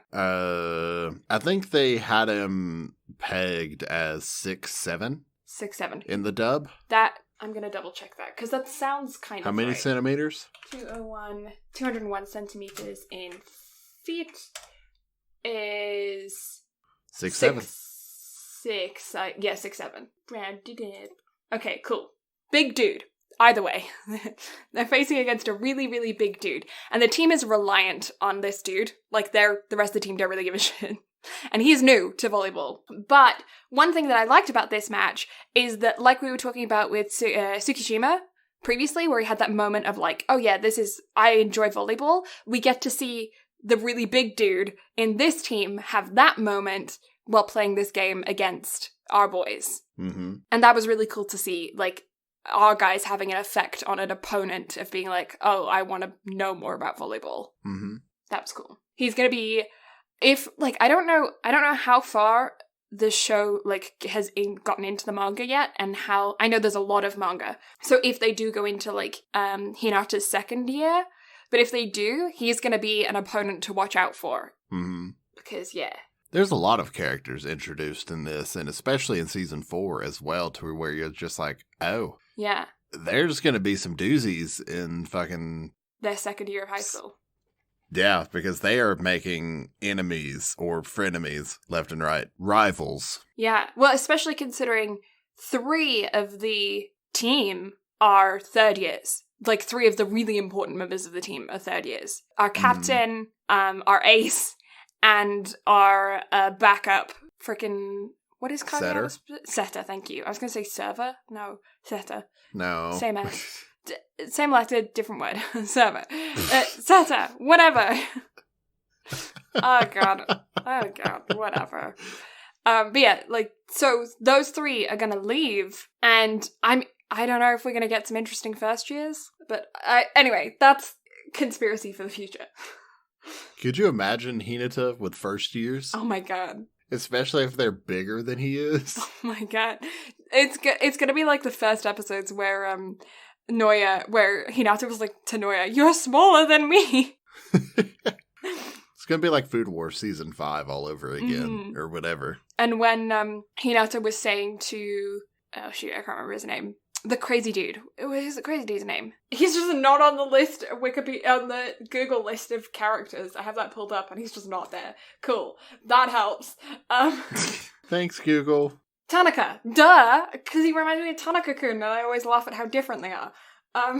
Yeah, Tanaka. When he was like, call me senpai at the beginning, remember? Oh yeah. Yeah, that's gonna be Hinata. I'm excited for that. Anyways, they quickly move on. They play this 201 centimeter player. They win. And then we are into... You get to watch Alba Josai and the Iron Wall face off. Yes, which is an interesting match. I mean, honestly, it really made you want to root for Date Tech. It did. Just because I wanted to see Hinata face the dude from Date Tech again, because the main wall of Date Tech was like, I'm going to defeat you because you are tiny and our wall cannot be beat. Yeah, I think they have a really good rivalry and such good respect for each other, those two characters, Hinata and the Date Tech wall. I think they have such good respect for each other because, like, there's so many times throughout the anime where he doesn't talk, but he will talk to Hinata. And again, it, like, reinforces that whole thing of Hinata being such a people person. Agreed. So then, Karasuno arrive at the stadium to play their next game against Josenji. And this is where our games start splitting up into multiple episodes. Which is similar to the first season. It was kind of split like this as well, where games were much shorter in the beginning of the season, but once you hit around episode 15 or 16, it starts to progress out even further, and then once you get into season 3, it progresses out for an entire season. Yeah. I told one you. match, 10 episodes. I told you there was a season that was one game, and you said at the time, if there is, there's no way I'm going to watch that. That's so boring. Well, it's because I knew the seasons of Haikyu were 25 episodes. So I was like, I swear to God, if one game lasts 25 episodes, I won't do it. Yeah. And I meant every word of that. But it's because it was only 10 episodes. But I was right, and you were also kind of right. So we were both right, which is fun. Yeah. Okay.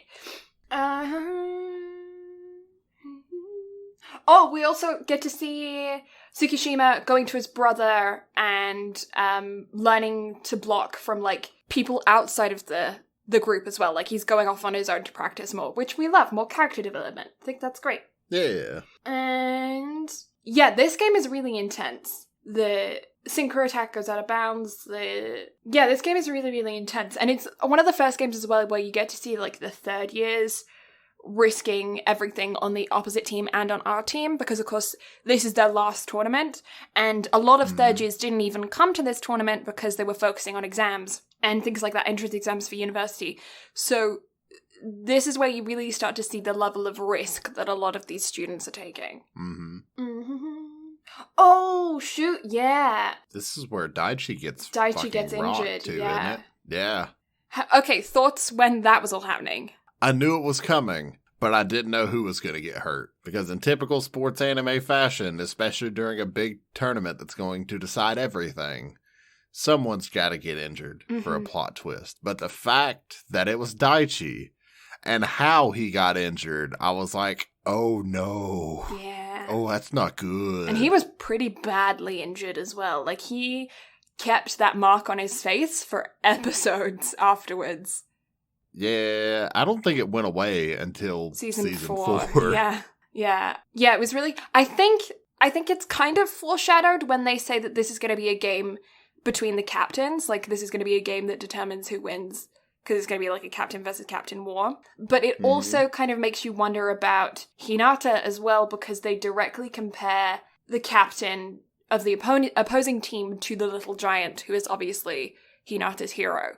So I think in hindsight, I think they're foreshadowing between the two people, but Daichi makes more sense. Yeah. And Yamaguchi is subbed in as an ace server, and he is able to get one float serve past the net, which we love, because he also he's had so much character development. We love that. We love to see that. We love to see character development. I love character development. It's my favorite thing. Yeah. So the match for Karasuno continues, and Seijo and Datetek's match is also going on. Despite Daichi's absence, they keep working for it. They keep going. They're working. And Hinata starts incorporating new moves that he's learned during the Tokyo training camps to help with the game as well. I think this is where Hinata starts, like, doing those little things that cause his team to, like, be like, huh? What's up with you? Because up until this point, Hinata said things to them that they've kind of like brushed off.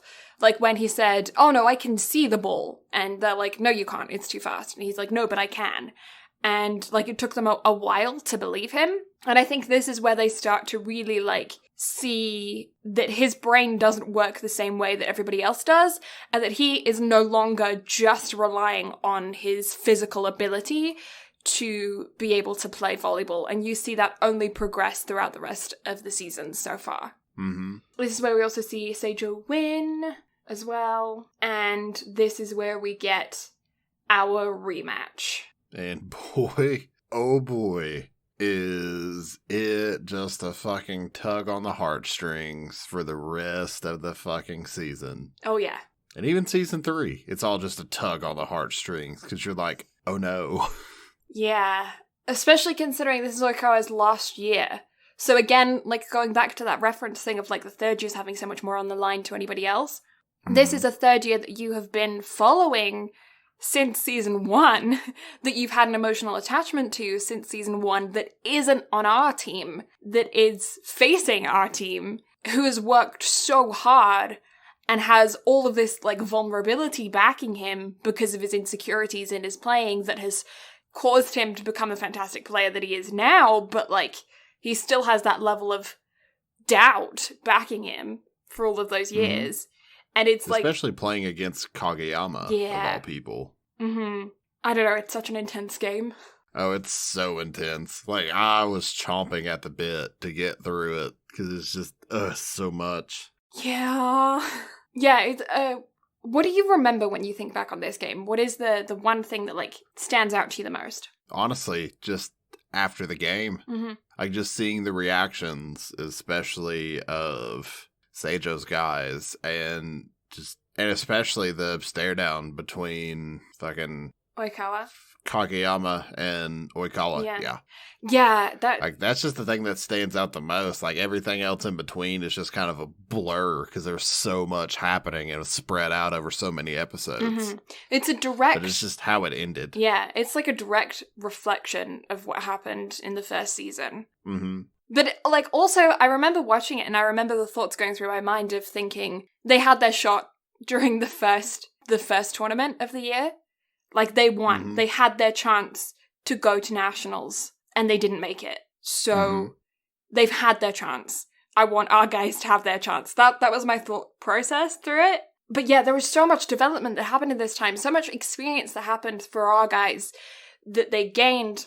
Yamaguchi getting subbed in again as a pinch server, getting all of that, like, extra experience under pressure.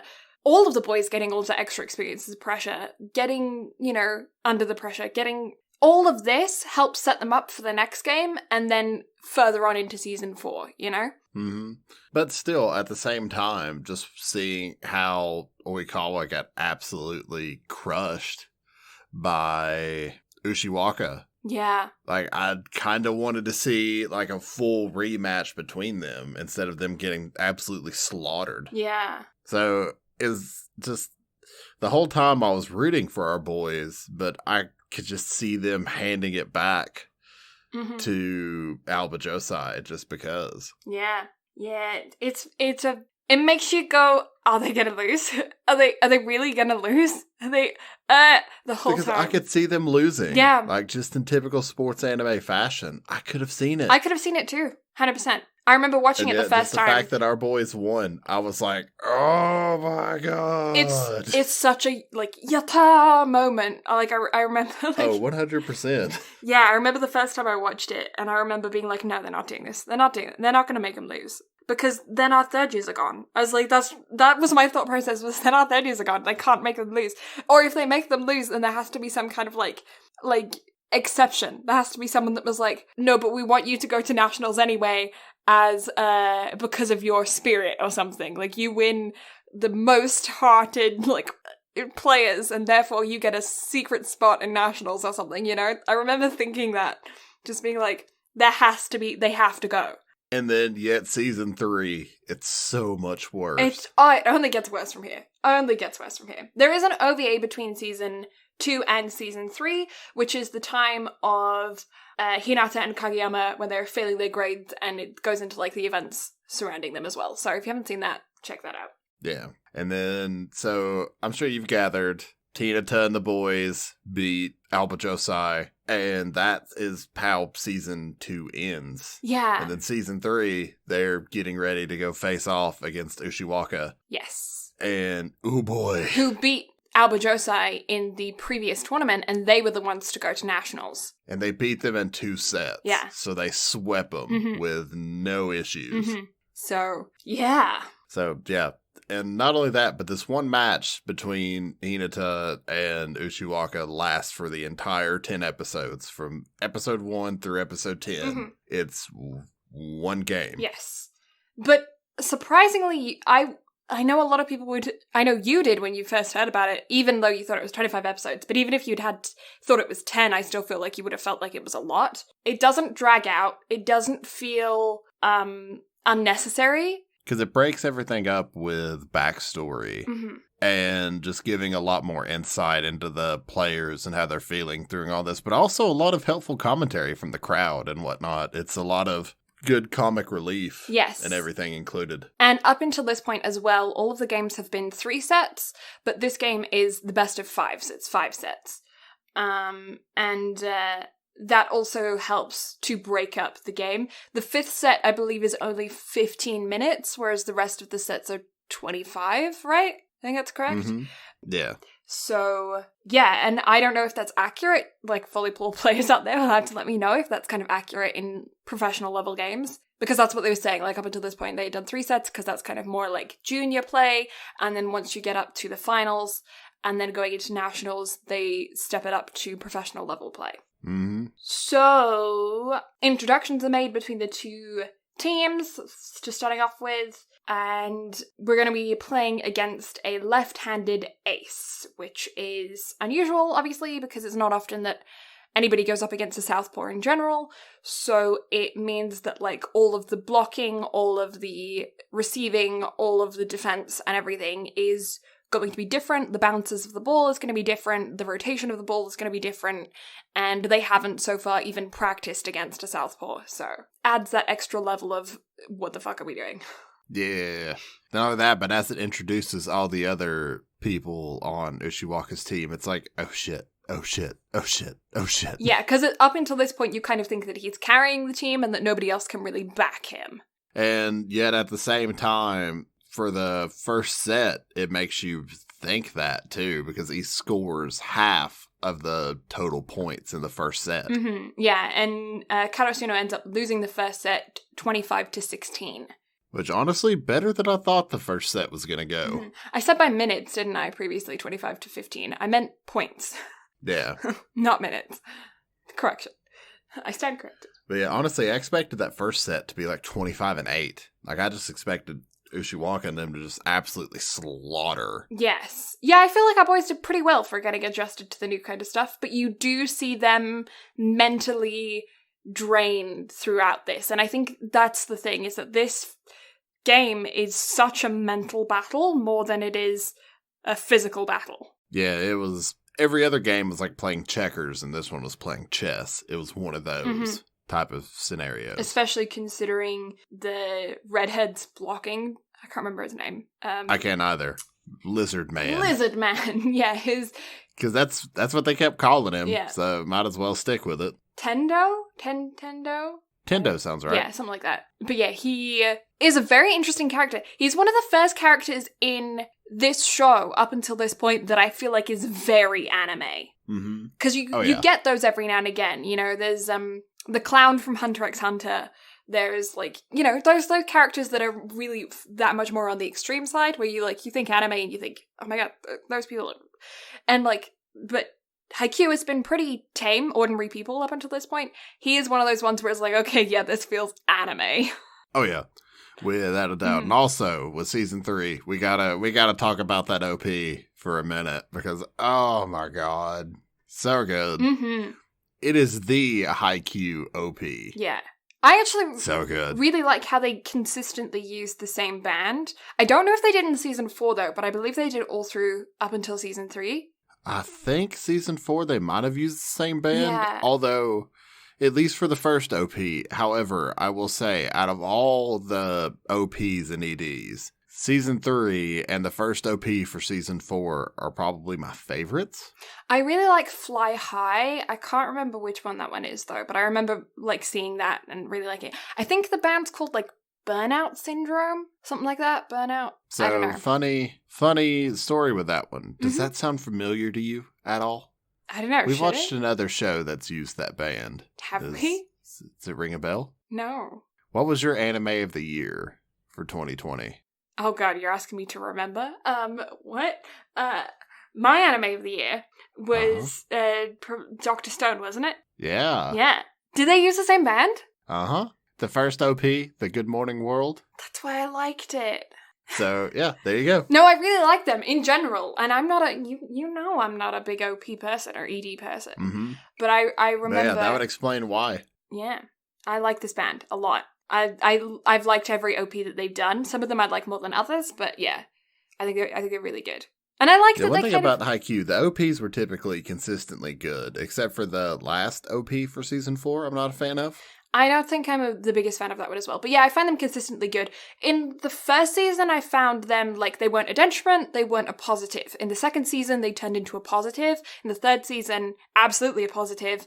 And in the fourth season, I'm kind of undetermined right now on how I feel about whether or not they're a negative or, like, either not a negative, but like they don't change anything, or a positive. The first one is a massive positive. The second one is kind of meh. Mm-hmm. So it's barely a positive. Mm-hmm. But EDs were consistently very bleh throughout the show. Yeah. I don't really feel like the EDs are... Yeah, they're not memorable to me. And they're not for me either, which is why they're very bleh. Mm-hmm. Yeah, but I really did like the OPs. I like how they kind of keep the animation pretty simple on them as well. Uh-huh.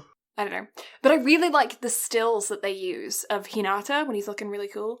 I don't know. I like those. Because they've done that consistently as well. And they actually use very similar stills or even the same stills on, like, their advertising posters for the team, which is cool. Agreed. Mm-hmm. Okay, so more sports stuff happens. Shock. Second set. Hinata and them finally win one. Yeah. I think in overtime, too.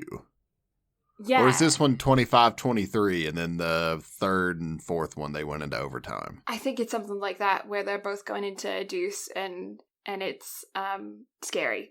But yeah, like literally so what I expected out of this was like a typical trope of, okay, so they would lose the first two sets and then they would have to fight their way back through 3 straight sets and win. Mm-hmm. Even though the whole time in the back of my mind, I was like, they're going to fucking lose. They're going to choke. It's going to get to the last set and they're going to choke. Yeah. Yeah, I was really surprised the first time, as someone who doesn't know much about volleyball, I was really surprised the first time to find out the 5th set is only to 15 points.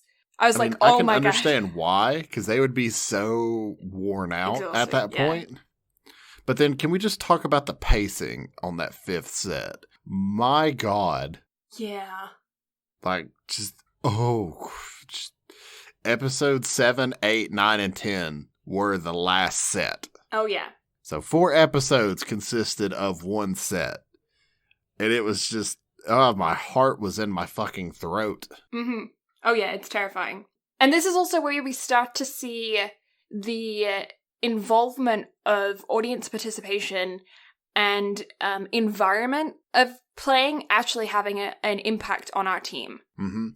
Or just in general, because Ushiwaka and them, like, they had their entire side filled up. Mm-hmm. But yet Kurasano had, like, all the students came. They didn't fill up nearly as much as Ushiwaka and them, because I can't remember what fucking school they're from, but it's basically just the Ushiwaka show. Anyway, but it was cool just to see how it helped morale on both sides, but especially with Kurasano. Yeah, Shiratorizawa is the school. Ah, that's right. Yeah.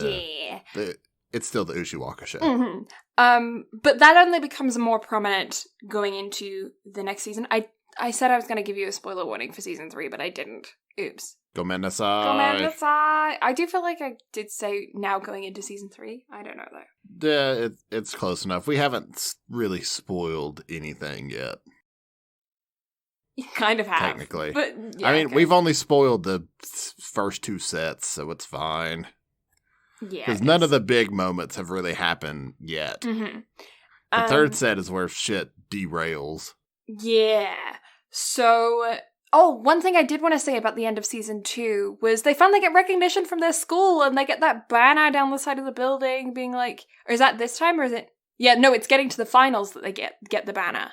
Yeah, they get the banner at the end of season 2 because everybody's like, you can do it. Yeah, you did.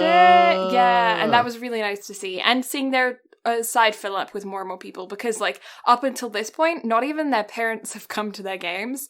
It's just been, like, the 2 guys who helped the coach's peers.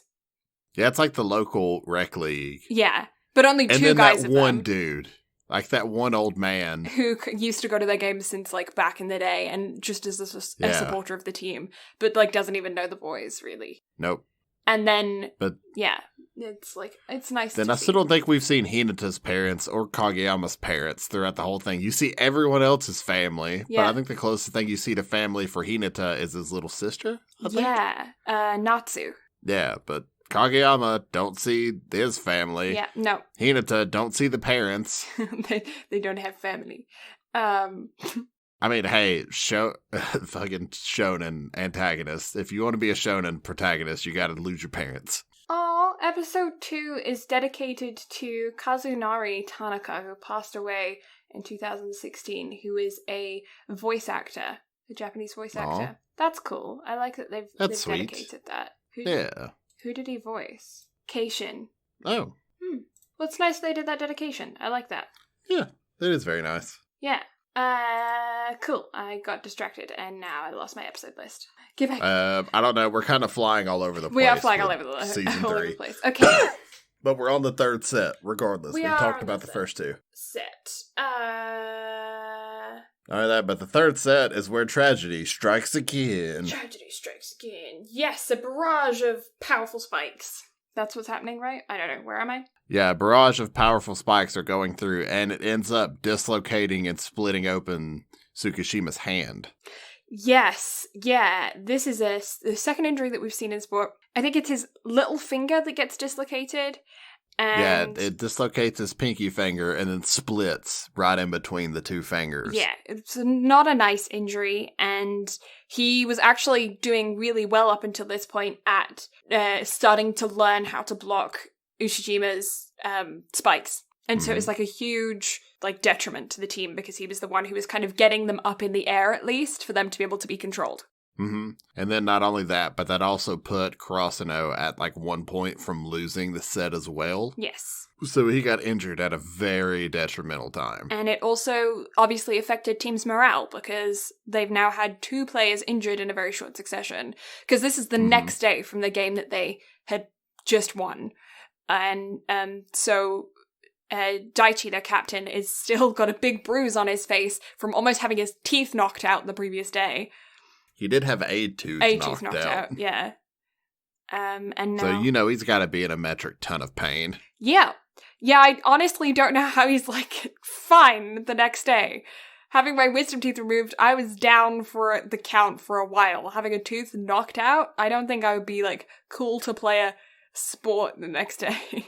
No, I don't think you would be allowed to play a sport the next day. No. Only in anime would you be allowed to do that. Because they're like, oh, the bleeding stopped? Okay, you can keep playing. You can keep playing. I'm like, nah, thanks. I want to be in bed eating mashed potatoes with fucking ice attached to my head and probably a bunch of stitches in my mouth. Yeah. But yeah.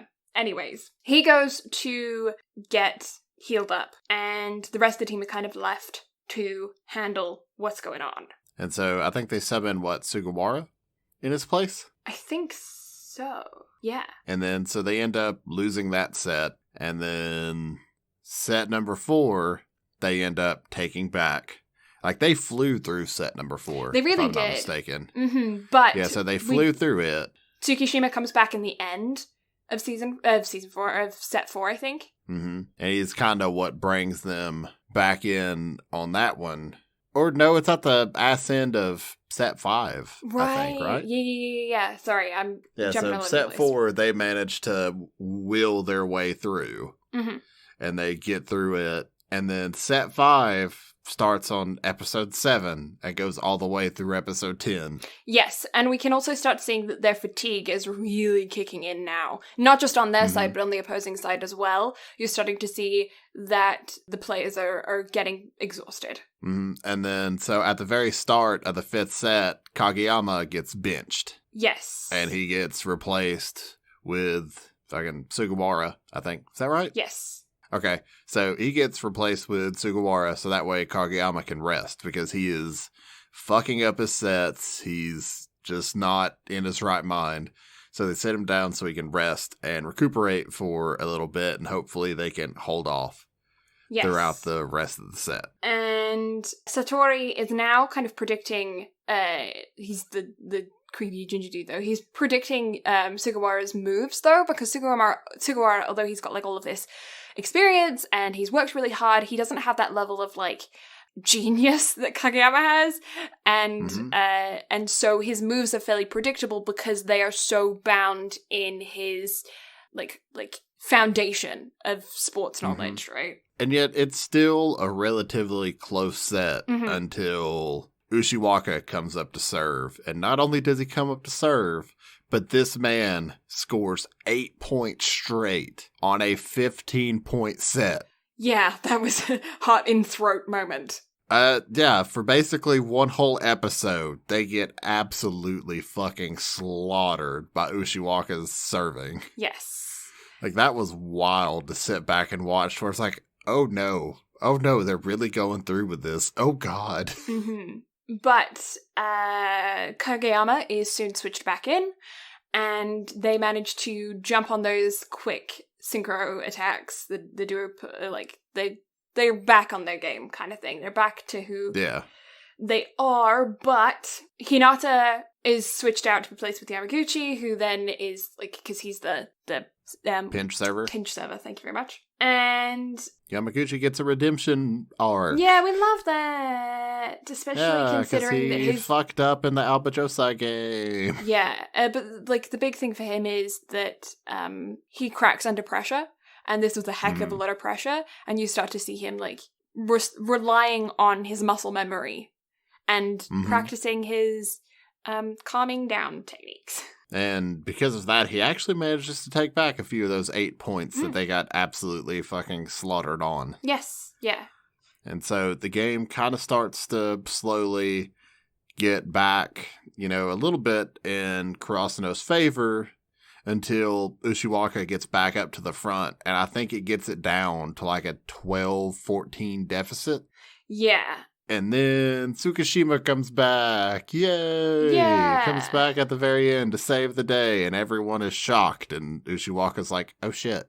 Yeah, so we end up at a deuce, 14-14, tension's beginning to rise, but yeah, he's back from the infirmary, and they're ready to play again, which is, I mean, it's kind of like, I feel like it's kind of cliche to have them back at a deuce again, but it's also like fitting for our team because they kind of always find themselves at last set, either like at a deuce, like working to figure out what they're to fight until they can't anymore. Well, not only that, but so for the Albajosai set in the tournament, they had the first set was 26-24, the second set was 25-23, and the second set was 28-26. So they deuced twice and almost deuced the third time. Yeah. Whereas in this game, whenever they're up against Shiratorizawa, this is the third time that they've deuced. Yes. So it just kind of, it makes sense that they're like doing everything they can to hang. Yeah. It's not like they're just really and truly better than their opponent, but they're hanging in there like they're a true underdog team. Mm-hmm. And so then finally, with Tsukishima back, both teams have now run out of their timeouts, and the next time they step off the court, one of them will be the victor. And episode 10! Yeah! And needless to say, your heart's in your throat the whole time during the deuce. Yeah, it's really an intense moment, but I don't know, I think they do it so well. Oh, they do. Like, it's just such a tug of war. You never know who's going to win. In the back of your mind is kind of implanted there that Shiratorizawa is going to end up taking it just because that's the way that they've been built. Mm-hmm. But then that last volley, like that last rally of what was going on, was just something to behold. Like, every team fought tooth and nail. Yeah. For who was going to hold control on it, and oh boy. And kind of like the level of like Ushijima admitting his vulnerability with his like him reaching his limit as well was, it kind of made him so much more human, because up until this game, he's been seen as this unstoppable force. And this is where you kind of get to see him like, no, he is still a high schooler. He's like a really good player and he's amazing and he's done all this work and stuff. But like, he has a limit too. And his teammate called him on it too. Yeah. He's like, so do you still want me to set to you even if you can't spike anymore? And you finally get to see Ushiwaka kind of crack on that last rally too. Because if they had said it to anyone else, they probably would have won the game. Yeah. But Ushiwaka let his pride get in the way, and he's like, it's mine. Yeah. Give it to me. Yeah. And then you see a synchronized attack with Hinata in the back, and they just slap him. Yeah. Yeah. And so we win. Yeah. I was an emotional wreck, man. Yes. Like, I could not believe it. Everyone was crying. I was crying. It was a good time. It was, I don't know, it was such a fulfilling moment. I think that's honestly why when season 4 came about, I wasn't so bothered about watching it after waiting, like, however long, 2.5 years or whatever, between 3.5 years. 3.5 years, yeah, because yeah. It's such a satisfying ending that you're like... I mean, it was like, it could have ended there, and everything would have been fine. In fact, the fact that they swapped directors, it could almost make sense because of how the show ended. Yeah, obviously... Just because of... Obviously, you do want to see, like, there are, like, little things that do tease you for the future, like the Battle of the Garbage Dump, and you know, things like that are those teasers that are laid out for you to get excited for the next season. But the ending of this season is so much more satisfying than any of the seasons prior to this, that I'm okay with the fact that they had such a long wait. And I don't know if, like, I let me know out there if you watched up to season 3 when it first came out, and, like, if you jumped on season 4 as soon as it happened, or if you were more like me and you were like, I'll get to it, because, yeah, I feel like it was such a satisfying ending that I wasn't immediately bothered about watching season 4 right away, because I remember being, like, complete. I didn't have that urge to consume more content, but now, obviously, I've watched season 4, and I have that urge back of wanting to consume more content. So... you know, have to wait. But yeah, I don't know, it was such a satisfying ending, such a happy ending, but I'm super excited they did make more, and I'm glad that they did make more, and I'm glad that I watched season 4, and I'm excited for us to dive into season 4 in the future. But they were bastards for that cliffhanger that they left season 3 on. Oh my god, yeah. Because at the very end, they're all in the gym practicing, and the counselor, club advisor comes running in, and he's like, Kageyama, you've been selected for the All Japan thing. Yes, an All Japan. And that's it. Yeah. Yeah. And that's like the All Japan team is what Ushiwaka's part of. Yes. So Kageyama is the only one that got selected to go to that training camp, and then it ends. And you're like, well, motherfucker. Yeah. So yeah, it was... such an ending, man. It is such an ending, and it's, I don't know, season 4, in my opinion, I feel like it continues on the train of being really, really good. I feel like season 1 through 3 can kind of be categorized separately to season 4, and I do feel like that is heavily to do with the fact that they changed directors. So I'm keeping my mind open for season 5, which I hope is coming soon. Even though we did just get season 4, but, like, please, thanks. I feel like you can kind of put a full stop at the end of season 3, and then I feel like it's a good thing to look at season 4 with different eyes. Yeah. Season 4 is like a reboot. that's a good way to look at it, just because director change, art style change, so it kind of makes sense. But I think that's another reason why I kind of backed off of season 4 until we actually finish this episode, so I wouldn't be kind of tainted with my review on it, because I can fully sit down and say seasons 2 and 3. Season 2, I could probably give like a 9, and season 3, I could give a 9.5 and not feel bad about those grades. Because then if I start incorporating season 4, I'm like, well, let's drop a few points. Yeah, really season quick. 4 was made under really difficult circumstances, obviously, with the beginning of COVID and them having to, like, worry about working from home. And, like, I do have a level of leniency with season 4 that I don't have with season 1 through 3. But I also don't feel like season 4 has...